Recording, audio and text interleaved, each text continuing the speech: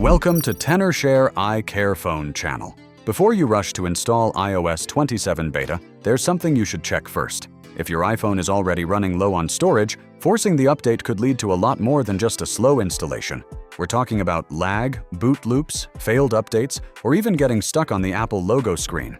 Now that WWDC 2026 is over, I know a lot of people are getting ready to download iOS 27 beta. But here's the thing. The update package is around 9 gigabytes. That means you'll want at least 20 gigabytes of free storage available if you want the update process to go as smoothly as possible. So what if your iPhone is already almost full? How do you free up space quickly?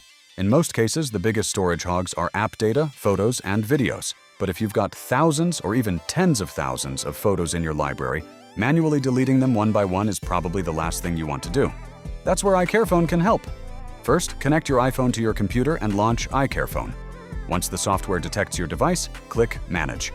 It will automatically scan and display your photos, videos, and other files stored on your iPhone. For example, you can filter duplicate photos and remove them with just a few clicks.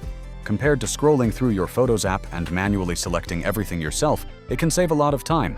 And if you're worried about deleting something important, you can always back up your data first. Click Backup and Restore on the left sidebar, then select Backup Now. Here, you can choose exactly what you want to back up, including storage-heavy content like photos, app data, chat history, and more. Once you've selected the files to back up, click Backup to save the data locally. This process will take some time. Once the backup is finished, you can view all your backed up items. If you need to restore a backup later, simply click Restore on this page, which is very convenient. Then, you can safely remove larger files, free up enough storage for the update, and then install iOS 27 beta with a lot more confidence. After the update is complete, you can restore the data you need whenever you want. There's also one thing many people forget about: Safari Cache. Open Settings. Scroll down to Apps and select Safari. Then scroll to the bottom and tap Clear History and Website Data. Choose All History, then tap Clear.